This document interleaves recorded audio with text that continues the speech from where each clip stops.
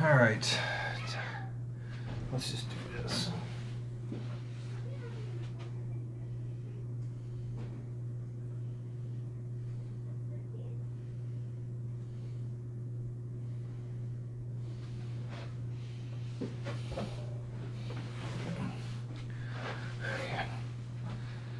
Testing 1, 2, 3. Testing. All mics are go.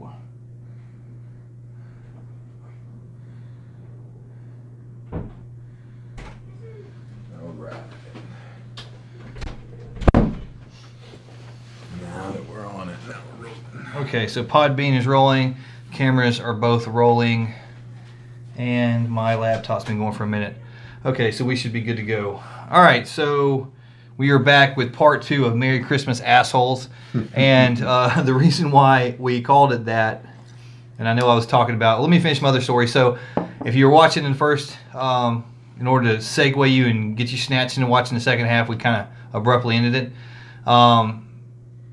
But I got hit at the red light. Dude comes out. I call the Rogers Police Department, which is where I was at, and they say it was out of their jurisdiction because it was on the interstate. So they sent a trooper who was, I was actually glad that they sent a trooper. Because this dude's got like accident shit streamlined, man. Right, I mean, this dude's got like print stuff in his car. He knows all the proper procedures and everything like that. He's fast, man. He's faster. I'm pretty fast with accidents. He's fast, dude. And This he's is like, his life. yeah, I mean, he's already worked. He's got 3 accidents. This is his 3rd accident in the last hour and a half. Fuck, man. You know, it's that goddamn the Christmas, any type of holiday season, people just lose their minds. They can't drive, can't do anything. Everything they're doing is way more important than following the rules of the road. It's not even, it's not even rules too. It's what I would say comments. One of the biggest accident things. Okay, look, we work accidents for a lot of reasons. But one of the biggest things for minor accidents, and I say minor because, they're probably not minor, especially if they're on the interstate, they're not going to be minor. But this need for you to ride someone's ass as fast as they're going. Yeah. I'm gonna give you guys some military advice that transfers real well over into the civilian community. We have a thing in the military overseas. It's called always have a way out. And what that means is that lead vehicle is ambushed or gets into trouble, you need to be able to maneuver around it. Absolutely. Okay? You always need, if something happens and there's a roadblock, you always leave enough space to get out of bad situations. And how does that relate to you guys? When you are riding on someone's ass, there's zero time. You can't. It's physically impossible for you not to hit them. Yeah, absolutely. When something bad happens, So on the interstate, I may be driving. Look, this dude's driving 80 miles an hour, and I'm driving 80 miles an hour behind him. Okay, I don't need to be in front of him unless I'm going to go 90, and I'm not going to go 90, so I'm going to stay off of him, and I'm going to go the same speed. Absolutely. But if for some reason I want to pass him, then I'll pass him from back here. There's no need for me to come up on his ass. No, absolutely not. And then to go around him. I'll just wait. You can be back off somebody to determine whether or not I can pass him or I need to pass him, and then I can pass him from back here. And if I'm behind him and I've got a couple car links because I'm not freaking retarded like half you drivers are, and someone decides to come in between us and they take up my space, I back off of them. And if I don't want to be behind them, I'll pass them. So I've got a huge dog in this fight because, like you said, with following people closely and everything like that, if you're following too closely, you don't have the reaction time to get out of the way if they suddenly stop or if something happens, whatever's going on. Also, if you ride someone's ass, you will run into those people, and those people, I want to say that none of them know who I am, but in my own subconscious, in my fucked up head, I like to say they're my devout followers. If the speed limit is 45 and I'm going 45 in my truck and you get up on my ass, we're going to end up going about 25 miles per hour. Yeah. On the road. Yeah. Because the more you are on me, the more I'm going to slow down. Yeah. Because I'm going to ruin your fucking day. Yeah. Like, fuck you. Yeah. Because for one thing, I drive the speed limit in that truck that I have because one thing, it's not paid off. Yeah. 2, my insurance is already high as shit because I got into some trouble before with insurance. Yeah. And speed and tickets and everything. 3, because it makes my gas mileage way better if I go the speed limit. Right. So if I'm going 45 down the road and you pull up on me and you're riding the shit out of me, next thing you know, we're going 20. Yeah. When we get to this stop sign, I'm not concerned in any way about you getting out of your car and saying something. Yeah, don't make that mistake. If you do. Don't make that mistake. but I will do that, I'm that guy. Don't be the other guy. Don't be that guy. Don't be that guy that thinks I'm going to get out of my car and give this dude a piece of my mind, because if you pull up to my window on the driver's side and you're not wearing a police uniform, I'm going to act the wrong way Yeah. And then police are going to get involved. Don't make the mistake of thinking that sometimes we say stuff left of center that we are liberal hipsters. Okay, we will fuck you up if you come up on. Not. Because I feel like in my mind, and you can call me paranoid, or you can say that I have some type of issue or whatever, but in my mind, if I'm sitting at a stop sign or at a red light and somebody just appears at my window, I'm immediately going to treat you like a threat. Yeah. Because we're on the road and you have no reason to be there. That's right. And if you don't have blue lights lighting up my back, you got no reason to be there. Right, exactly. Yeah. So me treating you as a threat is, I'm not going to roll my window down. I'm going to open the door as hard as I can to hit you with that fucking thing. And then I'm going to get out, and then by the time I'm in handcuffs, I'm going to be like, okay, so what was his side of the story? Because I have no idea why he even came to my window, officer. Yeah. Because when police get involved, I'm perfectly polite. Yeah. Because I don't want to go to jail. I've been there before. It sucks. I know how much it costs. But a random person coming up, I'm just like, nah, this is bullshit. Oh my God, not to go off subject. Did you see that thing I posted earlier where the cop hit that bicycle dude? Mm-mm. Oh my God. No, I didn't see it. Look, I don't take any sides, man. All right, I don't defend cops that do stupid shit. I don't do it. And we're talking about safety. Yeah. You guys go to the roadway and look at the link where the bicycler who has a GoPro on gets head on by a cop in like a Ford Explorer on his phone. Shit. The dude is texting on his phone. He's not paying attention. And he's turning left off of the road, and there's a biker with a GoPro, and the biker's been setting at the intersection, and it's a GoPro, right? So you can see him looking both ways. Yeah. So he's looked both ways 5 times. He said he's doing everything he's supposed to. He's a biker. I say a biker, a bicyclist, not shit. This isn't a motorcycle, guys. If that's not bad enough, this is a fucking 10-speed bicycle. He has a 10-speed. This dude's he's not wearing a leather jacket. He's got spandex on. Okay. So anyway, he's sitting at this intersection, and this like Ford Explorer model police car, kind of like the ones the city has here. It's coming and you see, because it's a GoPro, you feel like you're him. Yeah, because you're watching it happen right in your fucking face. And he's like, whoa, whoa, whoa, whoa, whoa, whoa, boom! This cop hits him, and this dude gets out of this car, and you can tell this is a former military guy. Yeah. But like probably a Marine drill instructor, because he's got that raspy voice. Oh yeah, absolutely. And he's immediately defensive and embarrassed, but he doesn't want to. So he says he's trying whatever way he can to figure out how it was that guy's fault. Yeah. He hits this dude, and he didn't even like stop right there. He's I'll be back with you 1 minute. Hold on. He pulls over, and he calls Unit 37. Yeah. And you can tell I just fucked up. Oh man, did he just fuck up? So this dude, he comes back to him, and this guy on his bicycle is like fucking pissed. Of course he is. He just got hit by a dude in a car that's supposed to be writing tickets for doing shit. I'm not going to be polite to you if that. He wasn't. He's like, he said, "Damn!" But look, the dude said "officer," which is way more polite than I would have been. Yeah. But he was like, "What the fuck, officer? You were?" He said, "You were texted." And he was like, and the guy goes, "I wasn't texted. Yeah, another officer had just texted me. Man. I was looking at my phone. I know." And he goes, "Yeah, but you shouldn't have been doing anything." "Yeah, I know. My bad." And I'm like, so his defense was, I wasn't texting. He was looking at a text. Let me tell you what I would have done. You were fucking texting. Let me tell you what Casey would have done if I had been on my phone First of all, the sheriff would have fired me.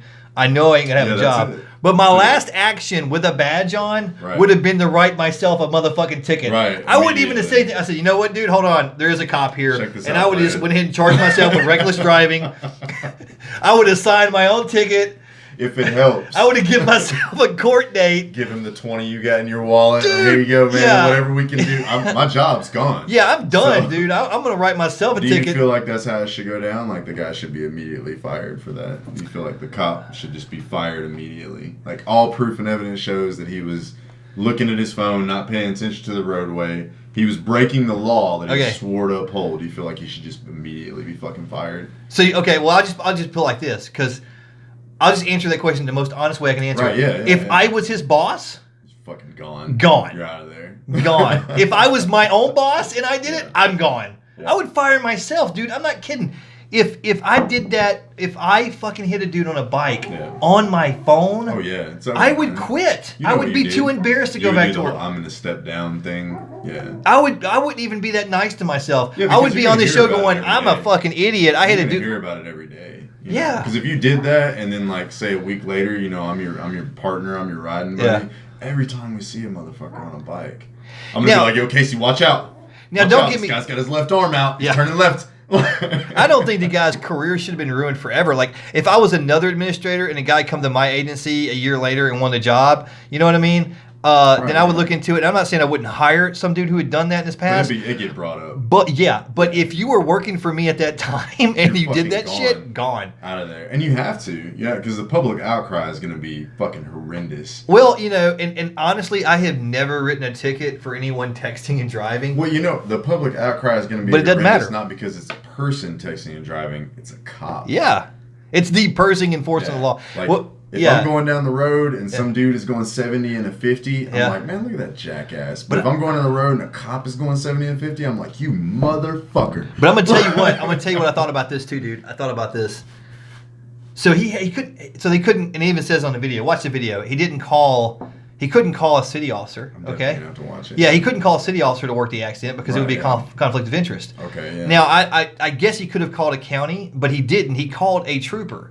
Okay, so the guy says a trooper came. Now I don't know. This was in Missouri, so I don't know how the Missouri State Police do it. But I'm going to tell you. I'm going to tell you right now. If it had been one of our troopers in this, the cop would have got a ticket. That'd have been it. Yeah. Oh, absolutely. There's no doubt in my mind that especially with the times now, everything that's going on. Yeah, the trooper would have been like, "So you're the officer and you were driving. You hit the okay, all right, Rick, you fucked up, Rick." Yeah, I'm sorry, bro. I'm sorry, but here you sign. You're going to be. Here's your court cameras. Date. Yeah, it's over with, man. Your job's done. You're going to have to transfer to another place. Yeah, good luck. Good luck in Arkansas. So how does that SOP work? Like, if you on duty commit some type of violation, do you have to immediately contact a superior, or how does that go down? Like, if you were on duty riding around your sheriff's truck and you T-boned somebody because you ran a stop sign or whatever, do you have to call your superior, or do you just so if you so I've had 2 accidents. One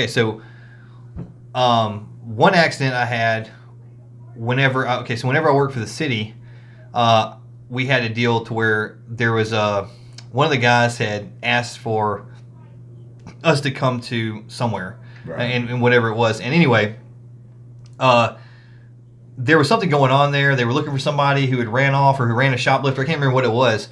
But whatever it was, can you guys come here? Which, and so on the radio, you can hear, I thought it was like a code issue. Yeah. So I turn on my lights and siren and everything, and I pull up. Now, I always stop, even when I'm running code. So if I'm running blue lights and sirens, I don't just blow through shit because I don't trust anybody. Right, you know what I mean? Yeah, nobody and cares this is, about and what happened to me is a prime reason why I can tell you. So I'm working for the city. So I pull up to the red light, to the main intersection there, okay? And I'm in one of the brand new Explorers. I've got my lights on, I've got my sirens going. I come to a complete stop. And I stopped there in a truck. I had been stopped for 10 seconds, and I watch a truck come through anyway, and it stops in front of me because the dude's embarrassed because he realized he wasn't supposed to come through. Yeah, yeah. And I physically just wave him. I'm like, you know what, bro, just too go. Too late now, man. Don't pull out at the last second. You're committed. I'm setting out in the intersection anyway. And I'm like, just go ahead and go. So I've been stopped at this point probably 45 seconds. Everyone is stopped. And then this old couple comes through, and this lane wasn't blocked, and they weren't looking, and they hit me, and it hit my bumper. It didn't do much damage, but it hit my bumper and shifted it over. But it still happened. Yeah. So in that situation, I was like, oh God. So I backed up in a raise, and I had to call. Yeah. So the county worked that one, but that wasn't my mess up. That was the couple. Yeah. They did it. I was running code and everything and all that. So, but yeah, I'd call the county. Then when I started with the county, I got in a pursuit with a dude that was drunk on Midway Route. Nice. And he took us on a pretty good adventure through some back roads and stuff. And then people always think they're gonna get away. Well, he almost did, dude. He hid. Crazy. He hid down this. There was just imagine the power lines but no power lines. Yeah. It's like a gas thing. You know what I'm talking about? It's just a real. He hid down there, and the other guy that was with me, I don't want to throw any names here, but the other guy that was with me was like, hey, I think I know where he might be. Let's go check this out. So we went, and he was parked, and his vehicle had stopped. So I'm coming up behind him. He was in a truck. So when he saw us, he took off again. And the power of methamphetamine. Yeah, well, I was told he was drunk, and he almost killed somebody on Midway Route. He was driving 90 miles an hour. I had to drop off of speed. Crazy. Yeah, you know Midway Route. Yeah, absolutely. I mean, it's a 2-lane. 90 miles an hour down Midway Route. It's a 2-lane with no shoulders. Jesus. So I was behind him, and whenever you get into pursuit, you have to call it in. and you have to tell them where you're at and what you're doing. And if you have more than one person, the person behind you who's not directly in pursuit but trailing you would be responsible for doing that for safety. Yeah. So anyway, but I didn't have anyone. It was just me at that time. There was another guy, but he hadn't turned around and came on us yet. So I was by myself. I called it in and my speed, and at that point, I was doing close to 90. And of course, my boss immediately comes back and says, "Pull back to 70." Yeah, chill out. Which I did, but I also let them know, I was like, yeah, okay, I'm pulling back to 70, but just let you guys know that he's driving fast enough that when I pull back to 70, I'm going to lose him. Yeah, he's I can't. Gone. Yeah. Can't well, keep up with him. We had someone else coming from a different direction, knew the area, knew where he was probably going. Right. So we ended up having to look for him. Right. But when we found him, I'm coming up on him. It was like a two ways that we could have went. It's like in the middle of nowhere. Yeah. I went one way, he went the other, and I found him. And when I found him, I radioed the other guy, said, "Hey, I got him." Man. So he comes back behind me, and this is like kind of my boss at this point, right? Yeah. The guy behind me.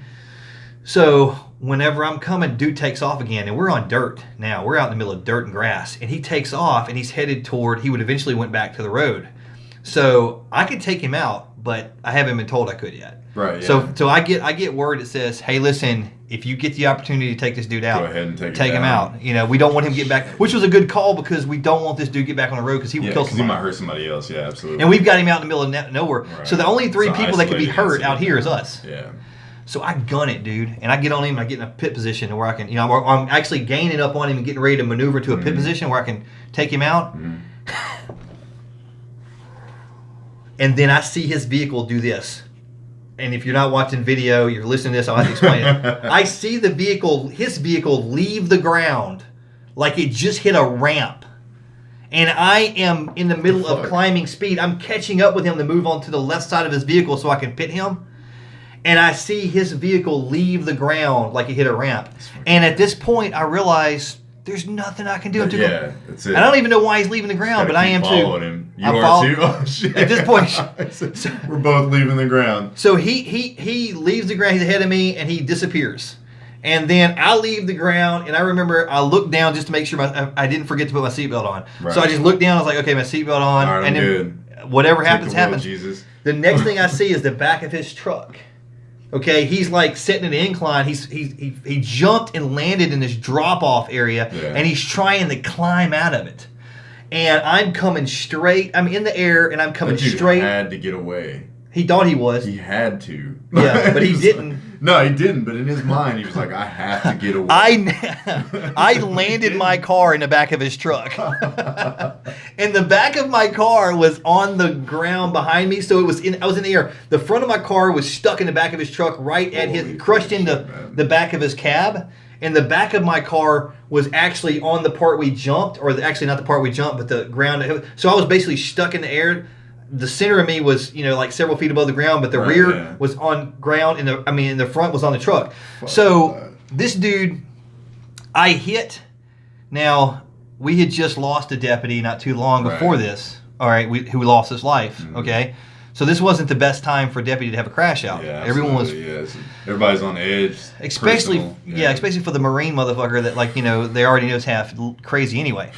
So I hit this dude and I think now I have two concerns. When I hit him, I thought the other guy was going to be coming behind, laying on top of me, and the same thing was going to go down. Yeah. So I grab. I have a weapon. I have an MP5, which is a task force issued weapon. It's my SWAT weapon. So I grab it and I jump. I open a door and I basically fall out of my vehicle. You motherfucker. Yeah. So I fall out of the vehicle, and of course nothing comes over the top of me or hits me. So the guy behind me didn't do that. Well, anyway, so basically I come out of the driver's side of the vehicle. I go guns up. I'm approaching the side of him, and the guy behind me goes, "Casey, you're right." And I said, "Bro, I'm fine. I'm not. I don't think he is." Yeah, no, absolutely. But he was. Not. Yeah, he was good. He was drunk, and he had a gun too. Everything you're saying is just credits more to me about the fact that I know that I could not be a police officer. Oh, dude, he had a gun, and the other cop knew him. Right. And when he woke him up, the dude says he actually handed him the gun and said, "Hey, hide this for me." Like he didn't know that it was a cop. He didn't know who he was talking. He was drunk. Yeah, he was so drunk. Yeah, he was like, "Hey, man, hey, do me a favor, man, hide this." And the other guy was like, "Yeah, no problem, buddy, I got it." So thanks. Thanks for the evidence. Yeah. You're lucky throwing it out in the woods. Yeah, you're lucky the guy that landed on top of you didn't shoot you. You had a fucking gun. And that's what I'm saying. That's why I don't think I can be a police officer, because like, especially from your standpoint, you know, you're a Marine and you've been through all these situations where you have the discipline you have and distilled in you. But I don't think I have the discipline to get through that situation and not jump out with my weapon and see the motherfucker that's the reason I'm in this situation and just being like, I'm shooting this asshole. Well, I'm doing it. Fuck this. It was, you know, I don't think I have the patience. It was my first weekend with the county. So you were on like probation. You're like, my God, yeah. I can't just shoot this guy. Everyone showed up there, dude. Like everyone showed up there, and they were standing on top of my car, going, "Damn, dude, you don't fuck around." All right, Mel Gibson. Yeah. Lethal Weapon in this shit. Well, your first weekend, and then just like, so you're just doing this, huh? I'd worked for the city for 4 years, so everyone in the city dispatches at the city and all that. So when they heard it and they knew it was me, they were all like, "Oh my God, Casey's chasing them," and I could hear dispatchers going, "This shit ain't going. This ain't gonna be good. This is not gonna end well." Him, and right now he is back in Iraq. Yeah. He's pushing trees out of the way, and they're not even in the way. He's just losing it right now. But I forgot why that even come up. But what I was going to tell you is this is completely separate. So after the trip, going way back, you guys enjoyed. Way back. We'll segment that story separate. Assholes. But going back to the Merry Christmas assholes, I've been gone all weekend, like I said earlier, dealing with my mother's condition. She's good and all that. But as I've been gone, it's there's been like several messages that I have gotten just randomly from people who obviously don't follow on Facebook, or because I put on Facebook about my mom because I want everyone, because word kind of got around following themselves. Yeah, but anyway, whatever, and they had sent me messages about. There's a couple that don't count. There are a couple that had random questions that were friends of mine, and I'm not trying to make them feel bad or whatever. But there were several people that I don't even really hardly know outside of getting messages from them asking about shit, And so I made a post today on Facebook that was. You just have to read it. It's on my personal page, but it was basically if you don't ever talk to us, other than to send us questions about, can I do this or can I get this favor or whatever. Asking for favors for nothing. Yeah, then you're not really our friends, so just stop and Merry fucking Christmas. And they assholes. know that shit. Those assholes know that. They know every bit of that. Like, every asshole knows they're an asshole. There's nobody out there walking around that, like, when someone goes, "You're an asshole," all of a sudden they're fucking surprised. That's the first time they heard it. Yeah, they're surprised and they don't understand why you felt that way. Or I'm sure there are people that are narcissistic enough, big word there, narcissistic enough to believe that they're not assholes when they actually are complete assholes. The holiday season brings out the biggest asshole in people because they're so concerned with everything they have to do. Yeah. That they completely shun all of the proper etiquette of society. Yeah. Whether it be driving right, whether it be just having manners when you go to fucking Walmart. Yeah. Whether it be just worried about other people's well-being in general. People are so focused on and themselves, so stressed out about what they have to get done because of the societal limitations and aspects and expectations that we put on them for the holiday season, that they just say, well, fuck everybody else, I got to get this shit done. Like, I go to Walmart, it's December 21st, and I go into Walmart, and everybody's thinking about all the shit they got to get, and making sure their kid gets this shit, and making sure their grandma gets those chocolate-covered cherries they get her every fucking year. Mm-hmm. They're not worried about the fact that they just stopped in the middle of the aisle right in front of me. You just run into them. And when I hit them with my cart, yeah, they're like, "Hey, you asshole," and I'm just like, "You son of a bitch!" Like, why did I kill you right now? I mean, we shouldn't live in a world where you have to take a Xanax to go to Walmart to get bacon. You do though, man. But we do, and I don't have a prescription, so I went to Walmart without the Xanax to get bacon. And I don't live the lifestyle. I just got drunk. Yeah, that's what I want to do. It's like, it's 12 in the afternoon, you got the day off work, and you're sitting at the table drinking Jameson. Your wife's like, "What are you doing?" "Oh, I gotta go to Walmart." Yeah. "Well, why are you drinking?" "Did you not just hear me? I gotta go to Walmart." You understand what Walmart is? Yeah. And anybody that lives in Drew County understands that Walmart is the fucking place you go. So there's never a good time to go there. There's never a good time to go there because the thing about Walmart is that you have different types. Okay, so here's the segments. If you go after 5 o'clock, then you have everyone on the planet there. Okay, because everyone gets off work and goes to Walmart. Everybody. If you go on Saturday afternoons, it's the same thing. You can go to this Walmart at 2 o'clock in the morning, and you have every meth addict in town, they're at Walmart because that's when they go to steal all their shit to try to steal their stuff. Every single one of them, man. They're all there.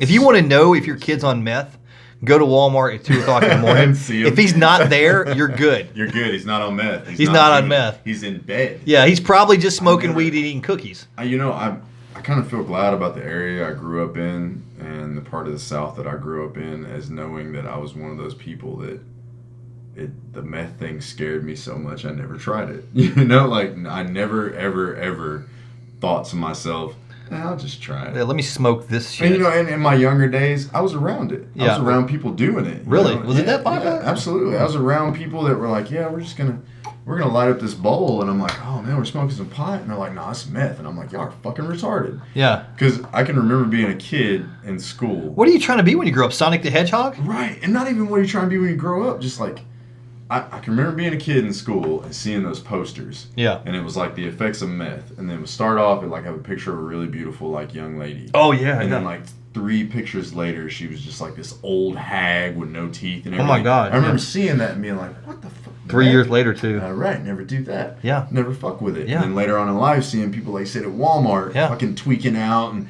I'm just like, it's meth right there. Not touching that shit. So I was never like, in no way did anybody ever try to get me to do it. But I'd been around it before, and never was the guy that was like, I'm gonna stay back and do some meth just to see what it's like. Yeah, because I was scared enough. I told a girl that's kind of I dealt with a girl not too long ago. I'm not going to name her or anything like that. I don't want to put her on the spot because I think she's trying to change or whatever. But anyway, she's kind of got there's a personal relationship between her and us, and I've never really talked to her or anything. But I had this one work engagement with her, to where I talked to her and I asked her straight up. She wasn't in any trouble. I didn't have anything on her. I wasn't arresting her. It was just one of those things where she was kind of part of something else, and we were just kind of talking to her. And she knows me, and I know we know each other in a personal way, but we haven't dealt with each other, personally yet. This is the first time. And I asked her, I said, well, when's the last time you used? And she told me, she was being pretty candid. She said, a few days ago or a couple days ago or whatever. And I said, well, what was it? What were you doing? And she said, meth. And I said, and I looked at her and I said, let me tell you something. And I said, you are, honestly, you're an attractive young girl. Right, okay, yeah. You look healthy. You look good. You're at a crossroad right now, right. Because right now, as messed up as your life has been so far, you can go clean up, get a shower, get a real job, get some financial assistance to go to school, go to LPN school, go to women's community colleges, start there. It's not that hard, okay? You can today, and I said, I know for a fact, I'm not going to dime her out, but I know for a fact that she could have literally walked into the doors of a good home that day. That would have said, hey, we're glad to have you. Come on in.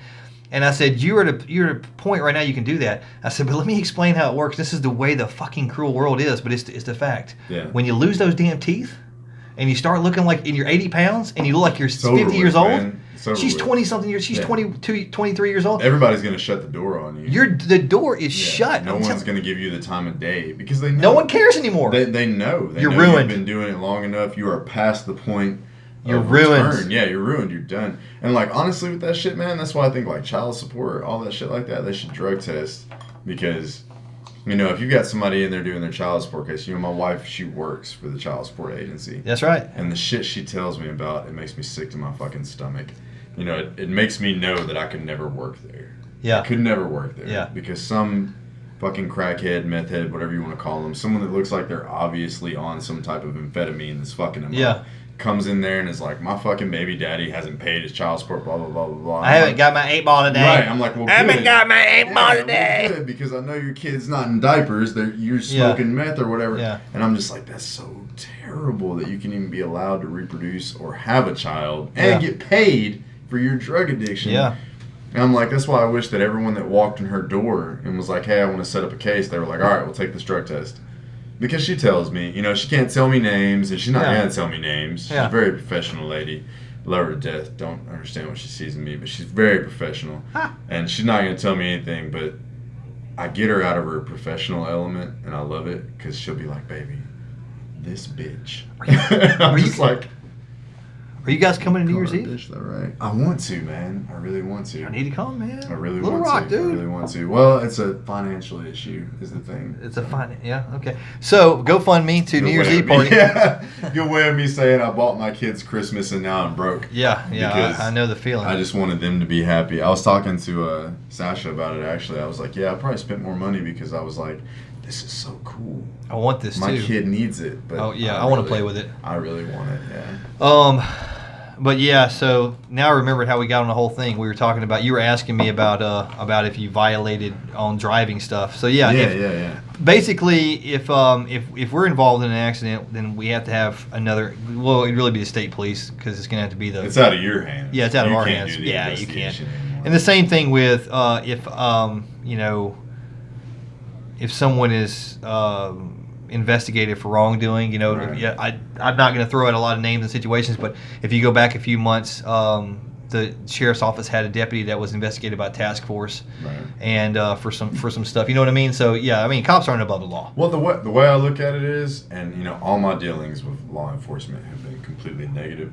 I'm not proud of it, but well, I've heard one of them, and it would be negative to me too. Right, that's the way it's been. But the way I look at it is, when members of law enforcement mess up while they're on duty, they're treated the same way soldiers are. Like, civilians don't understand that if you're a soldier or you're a member of law enforcement, when you mess up while you're representing, there's a higher standard. Should be a higher standard. You don't have any rights anymore. Yeah. It's like we live by the complete bullshit line of, innocent until proven guilty, which is complete bullshit.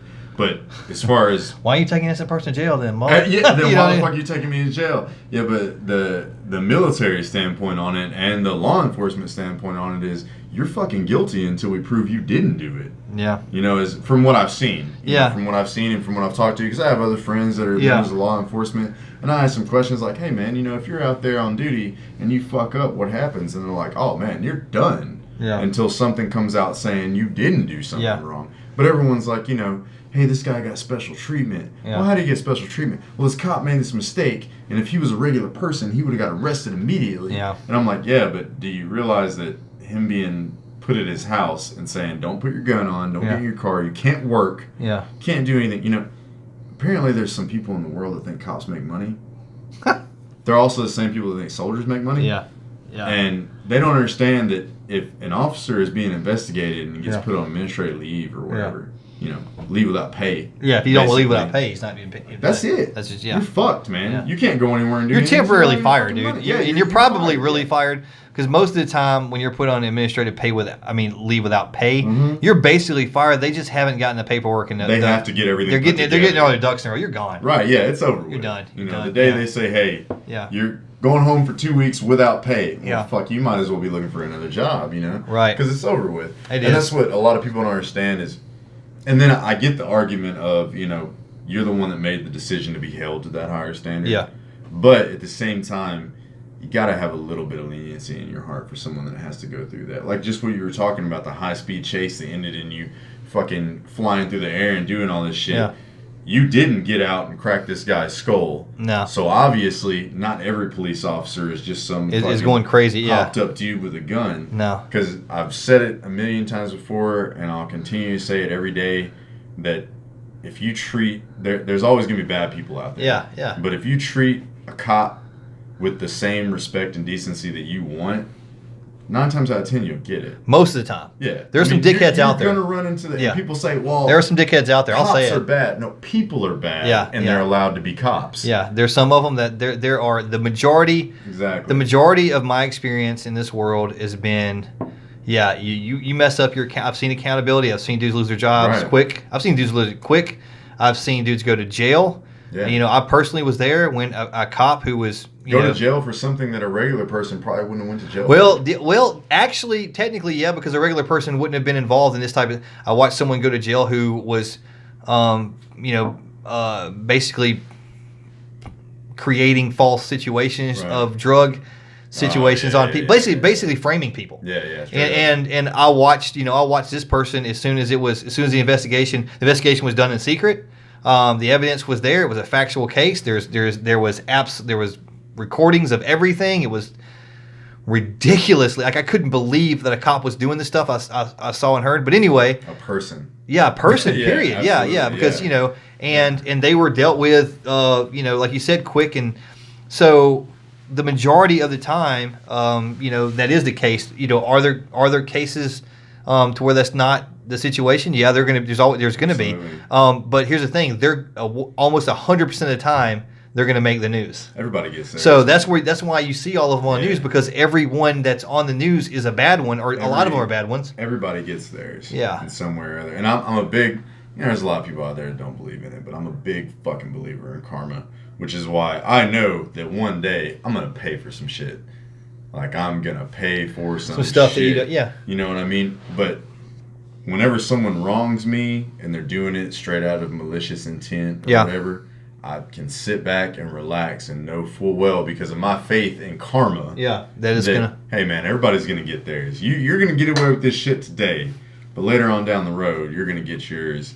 And the thing is, with police officers and police brutality and all this shit going on in the world that's been going on for forever, is I want to sit back and be like, we can't punish all the good cops out there for some shit a few bad people with a badge did, and it's terrible. But I also couldn't be a cop, because if it was 1:30 in the morning, I pull someone over and I'm like, hey, how are you doing? I'm Derek Leftwich with the whatever, blah, blah, blah, blah, blah. Do you know why I pulled you over? Because you ain't got nothing better to do? Yeah, you're right. Well, I'm just going to shoot you. Fuck it. You know what? You're an asshole. That's why I pulled you over.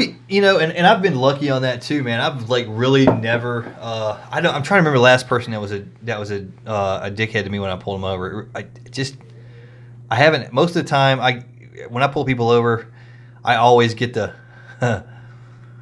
What's up? Right. What's going on, like man? the dude that obviously knows what he did wrong. Yeah, hey, man, I fucked up. Yeah. I made a mistake. Yeah, I was going way too fast. I've never been pulled over for just being Derek.